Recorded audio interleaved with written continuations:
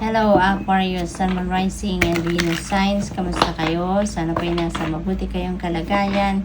Welcome back po sa Star Tarot. Kung bago kayo dito, welcome din kayo. Thank you sa inyong support. I truly appreciate it. God bless you all.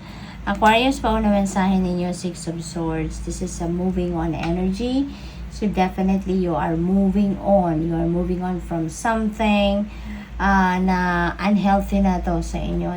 You're moving from something na hindi na to nagsiserve ng inyong highest good kasi toxic na to toxic situation na ang hatid nito sa inyo, toxic na energy na bumabalot sa inyo dito, kaya you are releasing yourself from that situation.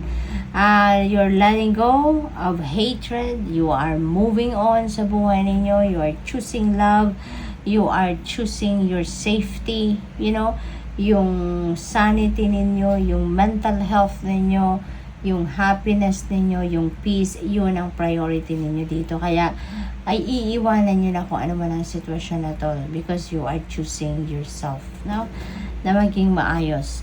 So there could be travel as well for some of you dito.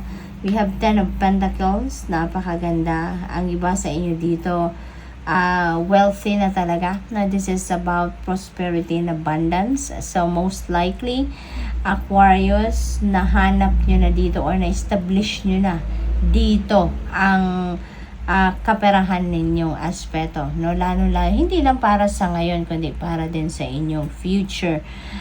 Some of you maybe are nakapag-establish na kayo ng inyong financial security and stability. Na-establish nyo na yung inyong financial future. Maaari din ang iba sa inyo discussing about inheritance, diba? Yung mga ganon. What else? We have the Lovers energy in reverse. Ayan. So, dito naman, there could be conflict, no? Aquarius, maaring may mga conflict kayo na pinagdadaanan sa ngayon. There could be imbalances na nangyayari sa inyo sa ngayon. So, that could be baka merong pagdating sa relationship, baka mayroon kayong rough patch na pinagdadaanan with your person. Maaari din na focus kayo sa sarili ninyo rather than sa relationship ninyo with your person. Maaaring ganon. What else? We have 2 of Cups. Ayan. So, this is good. No? This is a good sign. Kasi kung mayroon man kayong hindi pagkakaintindihan with your person dito, with the 2 of Cups energy, magkakaayos kayo. There could be more love, no more passion na lalabas dito at mas magiging maayos ang inyong kalagayan or sitwasyon dito, no? Mas magiging bukas kayo para sa pag-aayos ng inyong relationship with your person dito rather than focusing on self-love, rather on focusing on yourself alone, no? There could be new partnerships then na paparating dito sa inyo. Maaaring bagong kaibigan yan, bagong relationship na mabubuo, love connection, yung ganon. So, depende sa inyong sitwasyon, but there is collaboration, there is partnership, there is relationship na mabubuo.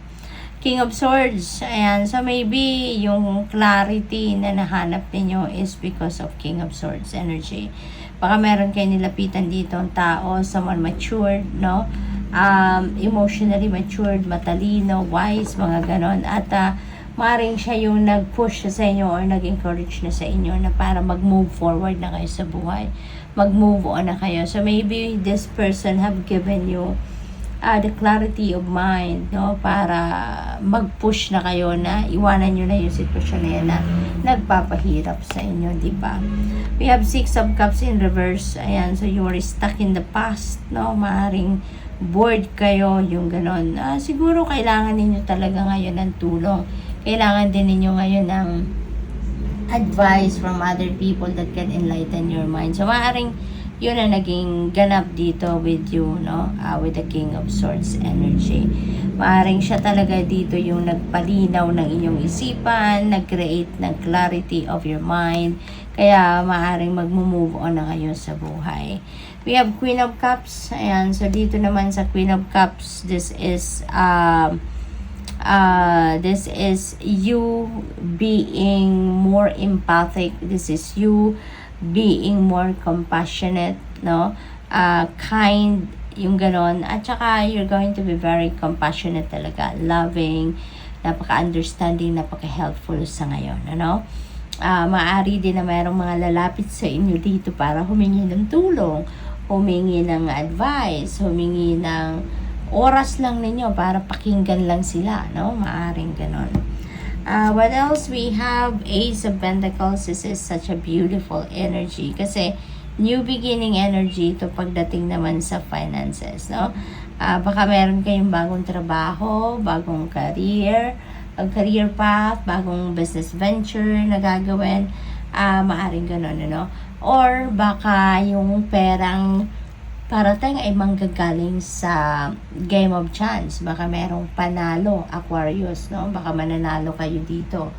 Or baka manggagaling ito sa mga regalo, no? Baka merong bonus, may windfall of money din ito, no, Aquarius. Kaya good luck po sa inyo. And this is going to change the course of your life pagdating sa inyong pera, kaperahang aspeto. This is going to change the landscape of your finances, no? Kung ano man ang mga, magkano man ang paparating ng mga perang ito, no? So, good luck. Thank you for watching. Love and light. Namaste.